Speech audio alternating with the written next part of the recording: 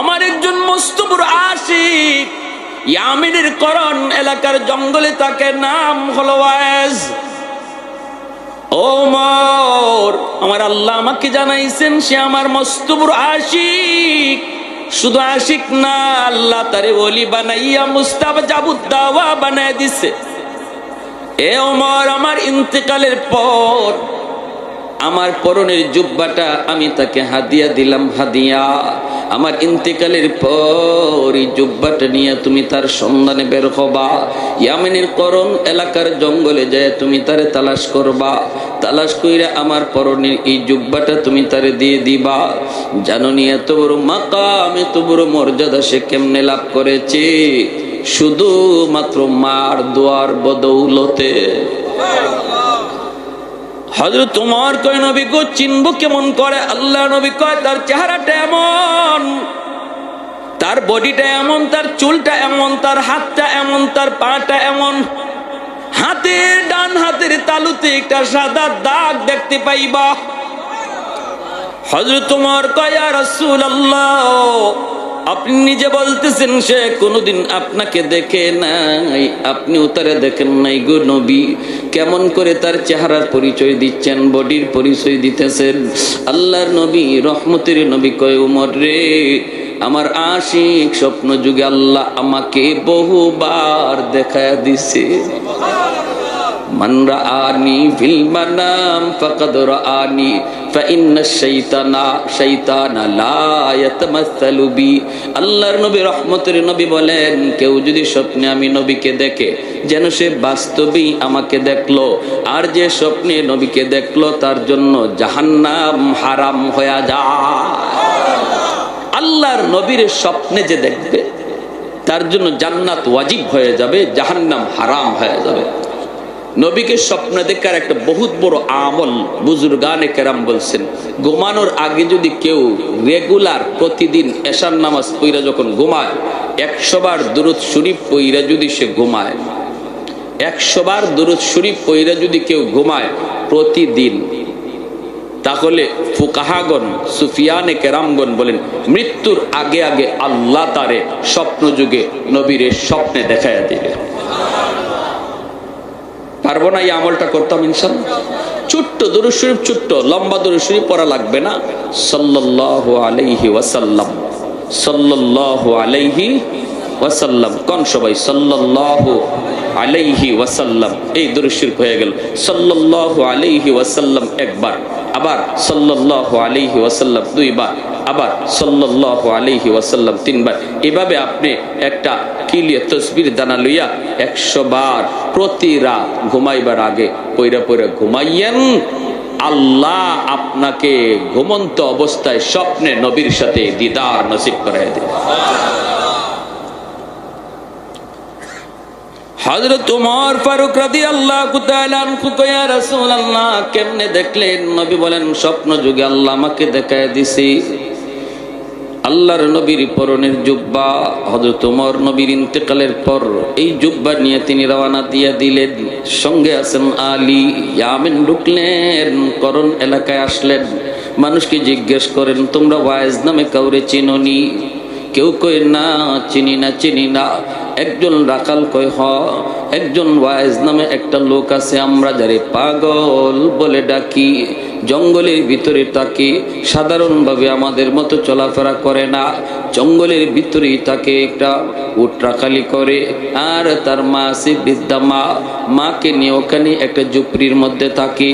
মাঝে মাঝে তারে জঙ্গলের ভিতরে সেজদারত অবস্থায় কানতে শোনা যায়। সেজদারত অবস্থায় তারে কানতে শোনা যায়। যখনই সে সেজদায় কান্দে গো, তখনই আমাদের পশু, আমাদের উটগুলিও কান্না শুরু করে, খানা তারা বন্ধ করে দেয়। তার কান্নার সাথে সাথে পশু পাখিগুলি স্তব্ধ হয়ে যায়। হযরত ওমর ফারুক রাদিয়াল্লাহু তাআলা আনহু বলেন, আলী চলো, তাহলে ওই দিকে আমরা যাই, হয়তো আমরা তার সন্ধান পেয়ে গেছি রে আলী। হযরত ওমর তিনি চলে আসলেন জঙ্গলের ভিতরে, খুঁজতে খুঁজতে পেয়ে গেলেন, পাইলেন। হযরত ওমর তার চেহারার দিকে তাকান, বডির দিকে তাকান, চুলগুলির দিকে তাকান, তাকে হযরত ওমর তিনি দেখতেছেন আল্লাহর নবীর বলে দেওয়া বিবরণ 100 তার সাথে মিলতেছে। তখনই হযরত ওমর বলে, আপনার নাম ওয়াইস, আল্লাহর নবী আপনার কাছে আমাদেরকে পাঠাইছেন। এই কথা বলতে ওয়াজ করুনি কয়, নবীজি ওয়াজের কাছে আপনাদেরকে পাঠাইছেন, আমি সেই ওয়াজ না। আল্লাহু আকবার, জোরে কর। আমি এত বড় হতে পারি না, এত বড় হতে পারি নাই যে আমার খুঁজে নবী লোক পাঠায় দিবে। সুবহানাল্লাহ। খাঁটি আল্লাহওয়ালারা তাদের উইলায়াতকে গোপন রাখতে চায়, ঠিক কি না? খাঁটি আল্লাহর ওলি যারা, এরা সবসময় গোপন থাকাকে পছন্দ করে, প্রকাশ হতে চায় না।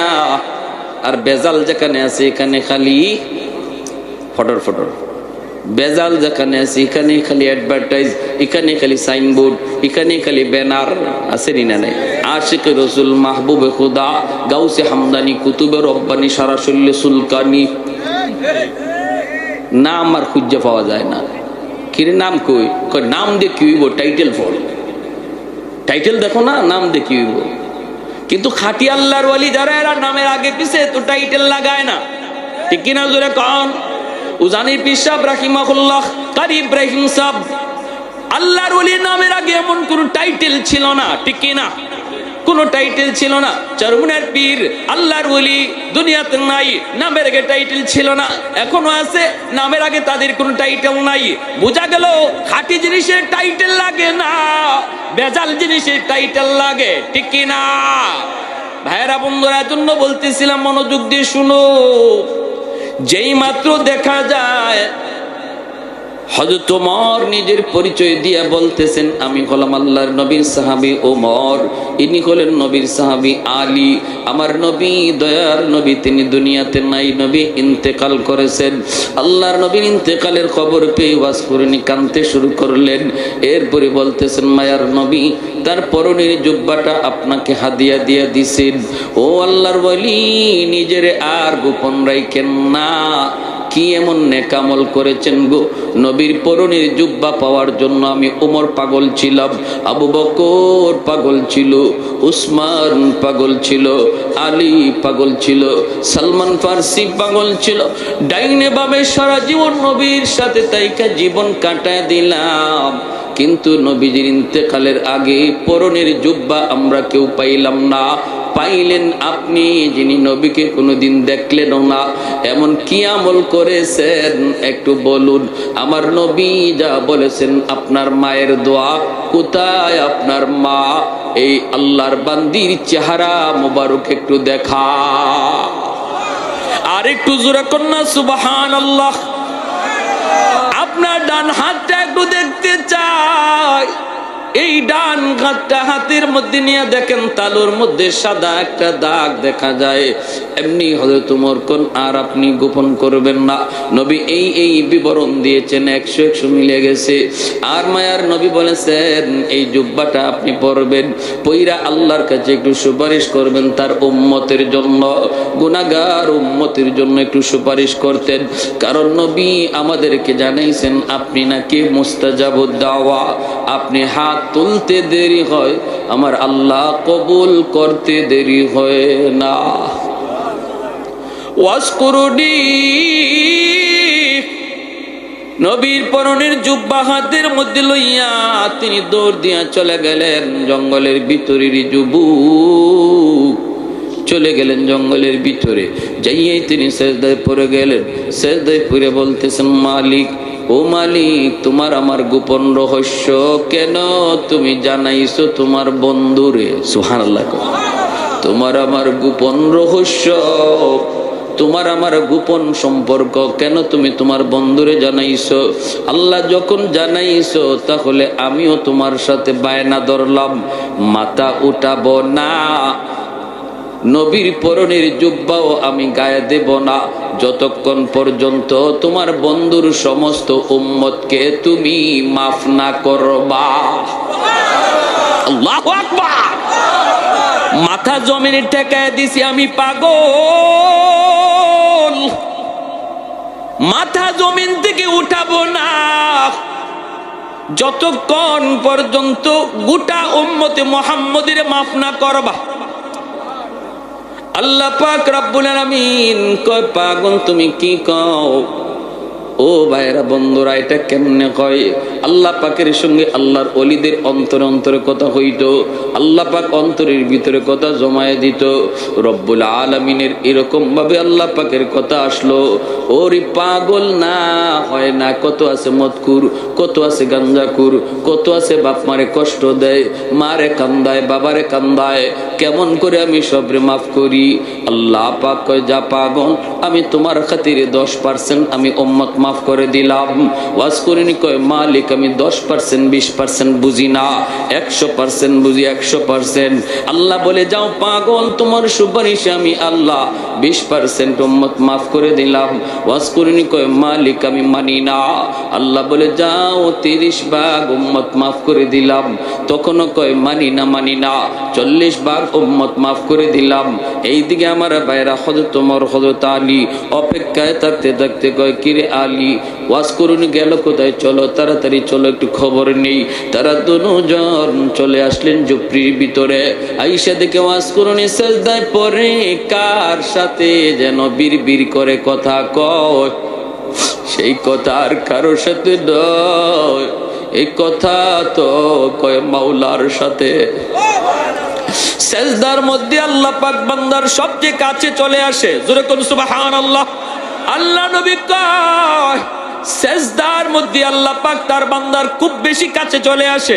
এজন্য সেজদার হালতে আল্লাহর কাছে যা চাইবা আল্লাহ তাই পূরণ করে দিবে। ওয়াজ করুনি সেজদা যায় কার সাথে বিড়বিড় করে যেন কথা কয়। হযরত ওমর আইসেই ডাক দিয়া দিলেন, ওগো আল্লাহর ওলি, কোথায় আমাদেরকে রেখে আপনি চলে আসলেন? যেই মাত্র ডাকটা দিলেন সাথে সাথে আল্লাহর সাথে কথা কওয়ার যে লাইন ছিল, লাইনটা কাট আপ হয়ে গেছে। ওয়াজ করুনি সেজদা থেকে ওইটা বলতেছে, ওগো নবীর সাহাবী, আর একটু সময় যদি আপনারা ধৈর্য ধরতেন তাহলে আমি আমার মাওলার কাছ থেকে 100 ভাগ উম্মত মাফ করায়া লইতাম। मैं तालिब मौला हूँ मेरे इश्क़ निराला, मैं तालिब मौला हूँ मेरे इश्क़ निराला, है जुमला जहाँ जिनके तजल्ली से उजाला, है जुमला जहाँ जिनके तजल्ली से उजाला, मादर जो जहाँ गैर खुदा यार नदारम, जुज़ याद खुदा ही चे दिगर कार नदारम, जुज़ याद खुदा ही चे दिगर कार नदारम, मा मस्त सुबह। আমার ভাইরা বন্ধুরা জন্য মনোযোগ দিয়ে একটু খেয়াল করে কথাগুলি শোনো। মায়ের দোয়ার বদৌলতে ওয়াজ করুনি এত বড় সম্মানী, এত বড় ইজ্জতওয়ালা, এত বড় ওলি, এত বড় মুস্তাজাবুদ দাওয়া হইছে মায়ের দোয়ার বদৌলতে, ঠিক কিনা? এজন্যই ভাইরা আব্দুল কাদের জিলানী, খাজা মঈনুদ্দিন চিশতির মতো হাজারো আব্দুল কাদের জিলানীর যদি আপনি ঘরে দাওয়াত দেন আর উনাদেরকে দাওয়াত খাওয়ায় যদি বলেন হাত উঠে মোনাজাত করেন আমার জন্য, আর পাশের ঘরে যদি আপনার মা, আপনার বাবা যদি তোমার জন্য হাত উঠায়, আমার মায়ার নবীর হাদিস, নবী বলেন আব্দুল কাদের জিলানীর দোয়া কবুল হবে কি হবে না কোনো গ্যারান্টি নাই, কিন্তু মার দোয়া, বাবার দোয়া কবুল হবে এর গ্যারান্টি আছে। বাপ মার দোয়া কবুল হওয়ার গ্যারান্টি দিয়েছেন মায়ার নবী, যেই নবী জীবনে কোনোদিন মিথ্যা বলেন না, ঠিক কিনা জোরে বলেন।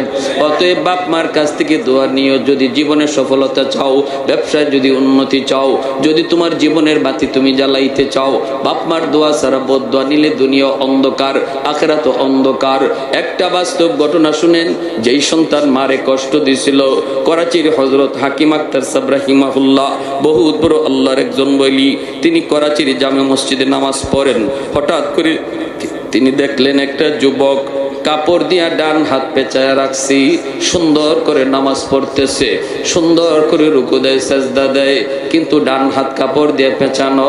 এই দৃশ্য দেইখা আল্লাহর ওলি নামাজের পর যুবককে ডাক দিলেন, যুবক, তোমার নামাজটা বড় সুন্দর, তোমার রুকুটা বড় সুন্দর, তোমার সেজদাটাও বড় সুন্দর, কিন্তু ডান হাত কাপড় দিয়া কেন পেঁচায় রাখছো? যুবক বলতেছে, ও আল্লাহর ওলি, সে এক পিছনের করুণ ইতিহাস। আমার হাতের মধ্যে পচন শুরু হয়েছে, দুর্গন্ধ বের হয়, এত গন্ধ, এত দুর্গন্ধ, কাপড় দিয়ে যদি পেঁচায় না রাখি মসজিদের ভিতরে কেউ নামাজ পড়তে পারবে না, সবাই আমাকে মসজিদ থেকে বের করে দিবে, এজন্য কাপড় দিয়ে পেঁচায় রাখি। আল্লাহর ওলি বলেন, কেন, তুমি কি ডাক্তার দেখাও না? যুবক বলে, ডাক্তার দেখানো শেষ, ভারত পাকিস্তানের সব ডাক্তার দেখানো শেষ, কেউ আমার রোগ ধরতে পারে না, কেউ রোগ ধরতে পারে না, পারে না, পারে না। আল্লাহর ওলি কয়, তাহলে অন্য দেশের ডাক্তার দেখাও না কেন? এমনি যুবক চুকির পানিটা চাইরা কান্দে আর বলতেছে, ও আল্লাহর ওলি, আমার বিশ্বাস হয়ে গেছে তামাম দুনিয়ার সমস্ত ডাক্তার যদি দেখানো হয় তবুও আমার রোগ ভালো হবে না, কারণ আমার আগুন লাগছে আসমানে, পানি যদি দেই জমিনে কোনদিন আগুন নিভবে না। আগুন লাগছে শেরপুর, পানি দেই ফরিদপুর, কোনদিন আগুন নিভবে না। আমার অসুস্থতা হলো, আমার রোগ হলো আসমানে, চিকিৎসা চলছে জমিনে, কোনদিন আমার রোগ ভালো হবে না। আল্লাহর ওলি করাচির হযরত হাকিম আক্তার সাহেব রাহিমাহুল্লাহ তিনি বলতেছেন, বাবা কি ঘটনা বলো। এই কথা বলতেই যুবক কান্না শুরু করে দিছি। যুবক বলতেছে, ও আল্লাহর ওলি, আমি আমার মায়ের গর্ভে একমাত্র সন্তান, জন্মের কিছুদিন পরই আব্বা মারা গেলেন, আমার নানা নানি মামা মামি আসছেন আমাকে অন্যত্র, আম্মাকে অন্যত্র নিয়ে বিয়ে দিয়ে দিবে, কিন্তু মা কয়, না আব্বা আমি যাব না, আল্লাহ আমাকে একটা মানিক দিয়েছে, আমি আমার মানিকের চেহারা দেইখা জীবন যৌবন কাটায় দেব, আমি আমার স্বামীর বাড়ি ছাড়ব না। আমার আম্মা আমাকে দেইখা তার জীবন যৌবন কাটায় দিল, মানুষের বাড়িতে কাজকর্ম কইরা আত্মীয় স্বজনের কাছ থেকে ধার আইনা আইনা আমার আম্মা আমাকে লেখাপড়া করাইল, আমি লেখাপড়া করলাম, আমি কলেজে গেলাম, ভার্সিটিতে গেলাম, সুন্দরী একটা মেয়ের সাথে আমার পরিচয় হয়ে গেল, এই সুন্দরী মেয়ের সাথে পরিচয় হইয়া এক পর্যায়ে বিয়ে করে ফেললাম, বিয়ে করে আমি বৌনিয়া বাড়িতে চলে আসলাম। আমার মাকে আমি বিয়ের খবরটা পর্যন্ত দেই নাই, এরপর আমার মা তিনি রাগ করেন না, তিনি মান্য নিছেন, আর এতটুকু শুধু বলছেন, বাবা একটু কবর যদি দিতি তাহলে মা তো নিয়ে উঠায় নিয়ে আসতাম। ঠিক আছে বাবা, ভালোই করেছ, এই বইলে দুঃখিনী মা তিনি মাইনা নিছেন, কিন্তু আমার সুন্দরী শিক্ষিতা বউ আমার মাকে মা হিসাবে মেনে নিতে পারলো না। এমন আমাদের সংসার এমন আসেনি না নাই রে ভাই, আসেনি না নাই? আজকের দিনের বউয়েরা যদি শাশুড়িকে নিজের মা মনে করত তাহলে সংসারে এত অশান্তি আসতো না, আর শাশুড়িও যদি নিজের বউটারে বউ মনে না করে নিজের মেয়ের মতো ভাবতো তাহলে সংসারে এত অশান্তি আসতো। ভাইরা বন্ধুরা, এরপরে দেখা গেল কি, ওই যুবক বলতেছে, আমি অফিস থেকে বাড়িতে যখন ঢুকি রাতের অন্ধকার, আমার কানে কানে আমার মায়ের বিরুদ্ধে আমার বউ আমার কানে কানে আমার মায়ের বিরুদ্ধে নালিশ দেয়, কান ফোড়া দেয়, আমার কান শুধু বাড়ি করে বাড়ি করে বাড়ি করে বাড়ি করে বাড়ি করে। আমি তো দুর্বল, মহব্বত করে ভালোবেসে বিয়ে করেছি, এজন্য আমি আমার বউয়ের প্রতি দুর্বল হইয়া মার রুমে ঢুইকা মারে বকাবকি করলাম, প্রথম রাতে বকাবকি করলাম। মা কইতেছে, বাজান আমি কিছু বলি নাই, যা কইছে তোর বউয়ে কইছে, কিন্তু এরপরও মায়ের কথা বিশ্বাস করলাম না, বউয়ের কথা বিশ্বাস করলাম। ও আমার ভাইরা রে যুবক, যদি নিজের জীবনের সাথে মিলে যায়, আল্লাহর দোহাই কথাটা দিল দিয়ে গ্রহণ করো।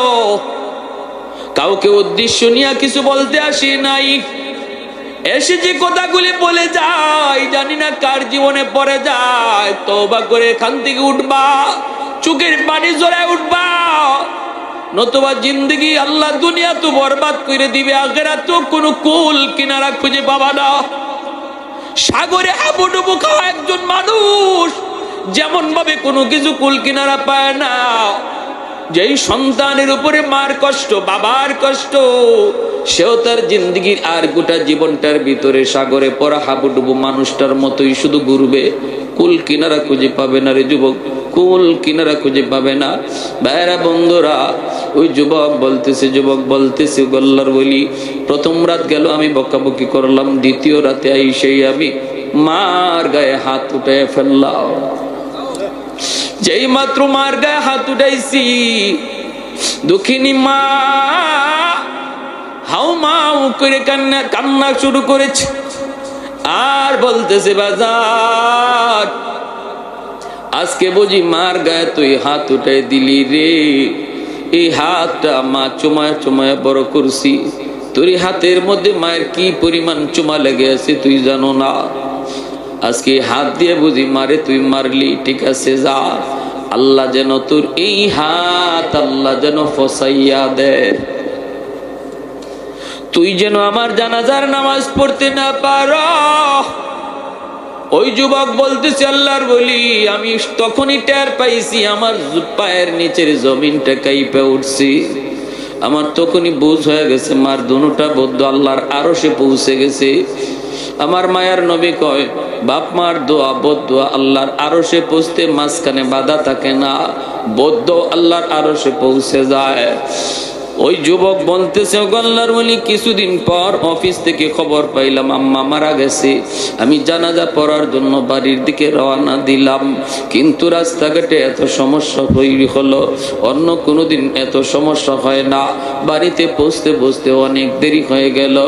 আমি বাড়িতে ঢুকেই দেখি, গ্রামে ঢুকা মাত্রই দেখি মানুষজন একটা লাশ নিয়ে কবরস্থানের দিকে যাইতেছি।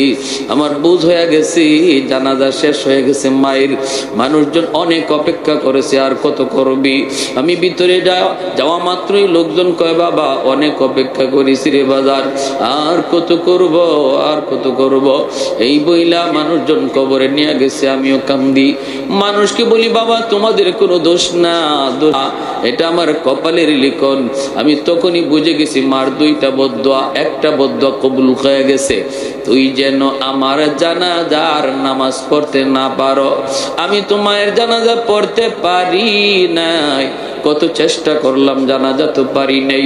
এইবার দ্বিতীয় বদদোয়াটা ছিল, তোর এই হাত যেন পৌঁছা যায়। আমি অপেক্ষায় আমি নিশ্চিত হয়ে গেছি মার দ্বিতীয় বদদোয়াটাও কবুল হয়ে যাবে। ও আল্লাহর ওলি, কিছুদিন পরে আমি দেখতে পেলাম আমার ওই হাতের মধ্যে একটা ফোড়া দেখা দিছে, ফোড়া। এই ফোড়া থেকে পচন শুরু হয়েছে। অ্যান্টিবায়োটিক আনলাম, খাইলাম, কোনো লাভ হয় না। ডাক্তাররা নিজেরা বলতেছে, আমরা তো কিছুই বুঝি না, কেন তোমার রোগ ভালো হয় না, কেন তোমার রোগ ভালো হয় না, আমরা তো বুঝি না। আমি ডাক্তারকে বললাম, ডাক্তার তোমরা আমাদের রোগ না ধরতে পারলেও আমি আমার রোগ ধরে ফেলেছি। আমার রোগ হলো আসমানে, চিকিৎসা চলছে জমিনে। সেই দিন থেকে পচন উপরে উঠে, খালি উপরে উঠে। এইবার আমার ওই সুন্দরী বউ, যার মহব্বতে বইরা আমি মার গায়ে হাত উঠাইছি, আমার ওই সুন্দরী বউটাও আমারে ফালাইয়া বাপের বাড়ি চলে গেছে। মানুষজন আমাকে বাড়ি থেকে বের করে দিয়েছে, আত্মীয় স্বজন আমাকে বের করে দিয়েছে। এখন আমি রাস্তায় রাস্তায় ঘুরি, মসজিদে যায় কান্না করি। ও আল্লাহর ওলি, এবার বলুন আমার কোনো মা পাওয়ার উপায় আসেনি? এ যুবক মনে রাখো, যদি বাপ মার কলিজায় তুমি ব্যথা দেও, তাহলে একমাত্র আল্লাহর কাছ থেকে মাপ পাওয়ার উপায় হলো মারে বাবারে আবার খুশি করা। এছাড়া বিকল্প কোনো লাইনে আল্লাহরে খুশি করা যায় না। কারণ হলো জান্নাতুল বাকি, মদিনার কবর, ঠিক না? মদিনা শরীফের কবরের নাম কি? জান্নাতুল বাকির পাশ দিয়ে আমার রহমতের নবী যান। সাহাবায়ে কেরাম নবীর সাথে হঠাৎ করে আল্লাহর নবী অন্তর চোখে দেখতে পেলেন একটা যুবক কবরের ভিতরে আযাব ভোগ করতেছে, আগুনে পড়তেছে, সাপের কামড় খাইতেছে, মা মা কয়ে চিৎকার করে কাঁদতেছে। আল্লাহ নবীকে আল্লাহ পাক দেখায় দিছে, সাহাবীরা দেখে না কবরের আযাব আছে, আল্লাহ মানুষকে দেখায় না। কেন দেখায় না? যদি মানুষকে আল্লাহ কবরের আযাব দেখাইতো তাহলে কবরের পাশ দিয়া কেউ সাহস করে যাইতো না। রাতের বেলা দূরের কথা, দিনের বেলাও কেউ কবরের পাশ দিয়া যাওয়ার সাহস করতো না। কবরস্থান দেখা যায়, এতটুকু দূরেও কেউ বাড়ি বানাইতো না যদি কবরের আযাব আল্লাহ মানুষকে দেখাইতো। দুনিয়ার নিজাম উল্টা পাল্টা হয়ে যাইতো, এজন্য মানুষকে আল্লাহ পাক কবরের আযাব দেখায় না। কিন্তু গরু ছাগল কবরের আযাব টের পায়। মাঝে মাঝে দেখবেন কবরস্থান থেকে গরু ছাগল দৌড় দেয়। আল্লাহ নবী রহমতের নবী কয়, সাহাবীরা আমি দেখতেছি যুবকের আযাব, চলো আমি নবী তোমাদেরকে নিয়ে একটু মুনাজাত করি। আল্লাহ তুমি মুনাজাত করলেন, মালিক তোমার কাছে হাত বাড়াই দিছি গো আল্লাহ, দয়া করে তুমি যুবকের আযাব বন্ধ করো। আল্লাহ পাক রব্বুল আলামিন আযাব বন্ধ করে না। মায়ার নবী আবার হাত উঠাইছেন, সাহাবীরা আমিন আমিন বলেন, এবারও আযাব বন্ধ হয় না। নবী আবার হাত উঠাইছেন, তিনবার হাত উঠাইছেন, তখনও আযাব বন্ধ হয় না। এইবার নবী জানতে চাইলেন, মালিক আমি হাত উঠাইতে দেরি, কবুল হতে দেরি হয় না, আজকে কি হলো? আমার কি হাতের দাম তোমার কাছে কমে গেল নাকি? আল্লাহ তুমি একটু বলো। এই কথা বলতে আল্লাহ কয়, না বন্ধু, তোমার হাতের দাম কমে নাই বন্ধু। এই যুবকের মা এখনো দুনিয়ায় জীবিত, মার মনে ভীষণ কষ্ট। মা যতক্ষণ পর্যন্ত তারে মাফ না দিবে আমি আল্লাহ তুমি বন্ধুর দোয়াও কবুল করব না। আল্লাহ নবী সাহাবীদেরকে বলেন, দৌড়ায় তার মারে সালাম দাও। সাহাবীরা দৌড়ায় যায় তার মাকে সালাম দিলেন। মহিলা আসলো, আল্লাহ নবী কইতেছেন, মা গো কবরটা চিনুনি? মহিলা কয়, নবী গো চিনি, এটা আমার সন্তানের কবর। আল্লাহ নবী কয়, মা এই সন্তান বুঝি তোমার ভীষণ কষ্ট দিয়েছে, যার কারণে কবরের মধ্যে আযাব ভোগ করতেছে গো মা। চিৎকার করে করে আম্মা আম্মা করে ডাকতেছি। ও গো মা, সন্তানের পক্ষ থেকে আমি তোমার কাছে মাপ চাইতেছি, তারে মাফ করে দাও। এই সন্তান তো তোমারই, কত রাত সন্তানের মাথার পাশে দাঁড়ায় দাঁড়ায় রাত কাটাইছো, কত চোখের পানি জড়ায় ধরে আল্লাহর কাছে কাঁদছো সন্তানের সুস্থতার জন্য। এই সন্তানকে তুমি একটু মাফ করে দাও না, কবরের মধ্যে আযাব ভোগ করতেছি। আমি রহমতের নবী, কেমনে যাই কেমনে চলে যাই তারে আযাবে রাইখা? আমি তো রহমতের নবী। হাত বাড়াইছি একবার না তিনবার, আল্লাহ আমার হাত ফিরায় দিছে। তুমি তারে মাফ না করলে আল্লাহ আমার সুপারিশটাও কবুল করে না। এই কথা বলতেই মহিলার চোখ থেকে দর দর করে পানি ঝরা শুরু হয়ে গেল। মহিলায় কান্দে আর কই, নবী গো আমি এরে মাফ করবো না, আমি এরে মাফ করবো না। কেন গো নবী জানেননি? এখনো আমার পিঠে মাইরের দাগ আছে, আমার পিঠে এখনো তার আঘাতের দাগ আছে, মাইরের দাগ। না গো নবী আমি দের মাফ করবো না। আল্লাহ নবী পড়ে গেলেন বেকায়দায়। নবী আল্লাহ মার দিলটা শক্ত হয়ে গেছে, মায় মাফ করবে না। ও মালিক আমি জানি বাপ মার দিল যত শক্ত হোক বেশিক্ষণ থাকে না। যদি সন্তানের বিপদ বাপ মা নিজের চোখে দেখে তাহলে কিন্তু দিল নরম হয়ে যায়। ও আল্লাহ কবরের আযাবটা তুমি আমারে যেভাবে দেখাইছো এইভাবে তার মারেও দেখায়া দাও। সাথে সাথে আল্লাহ কয়, বন্ধু তোমার এই সুপারিশটা আমি আল্লাহ কবুল করলাম।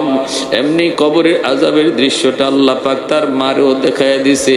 মা যেই মাত্র দেখছে কবরের ভিতরে সন্তানের আযাব, সাপের কামড়, আগুনে পুরের দৃশ্য, সাথে সাথে মার দিল নরম হয়ে গেছে।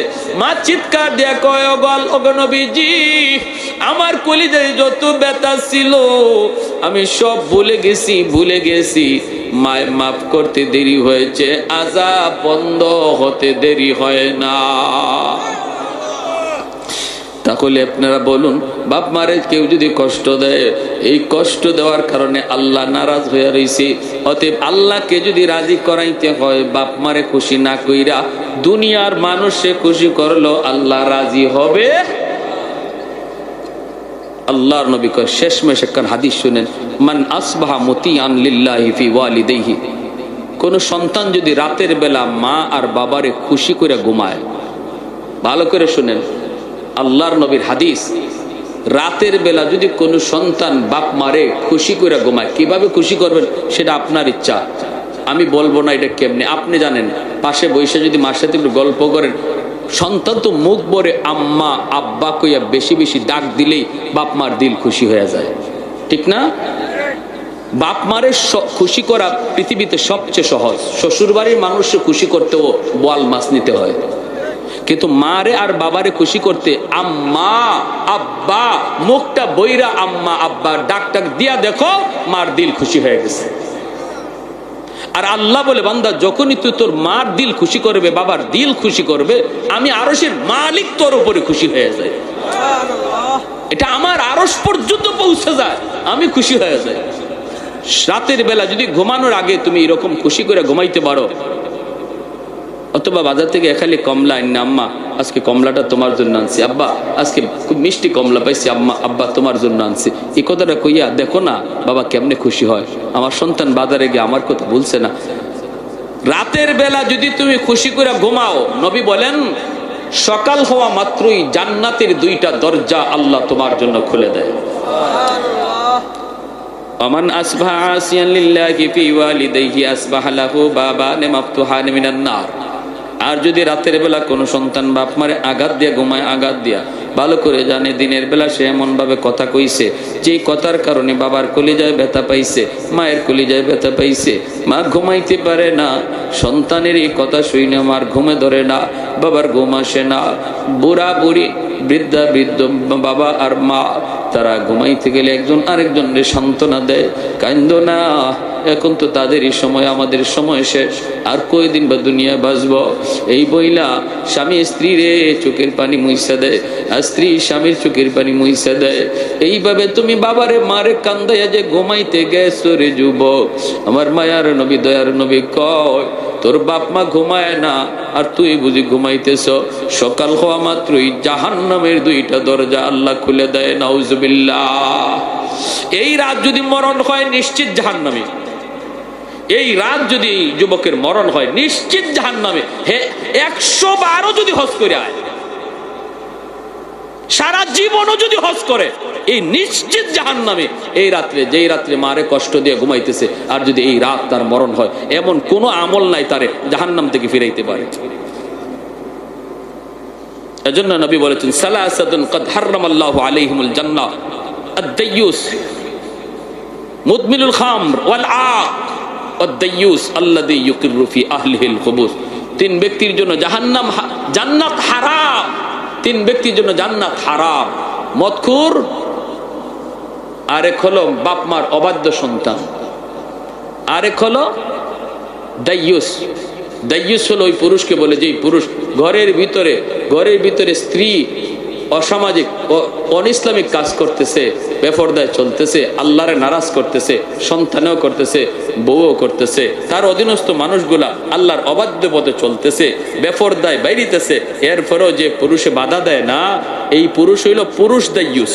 এই পুরুষ হইল পুরুষ দাইয়ুস। নবী বলে এই পুরুষ দাইয়ুসের জন্য জান্নাত হারাম।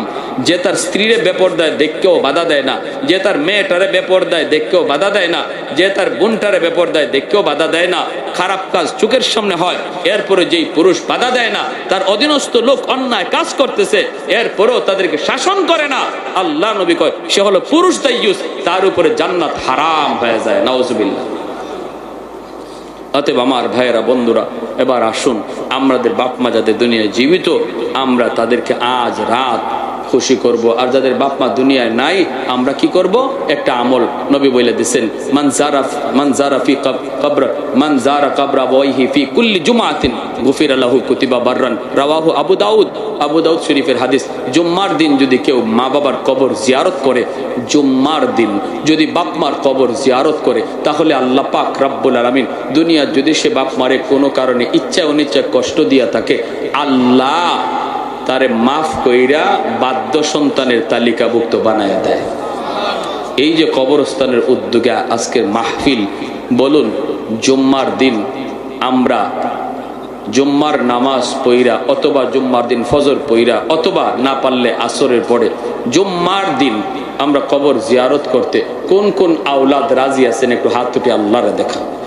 আল্লাহ তুমি প্রতিটা হাতকে কবুল করো, জোরে বলি আমিন।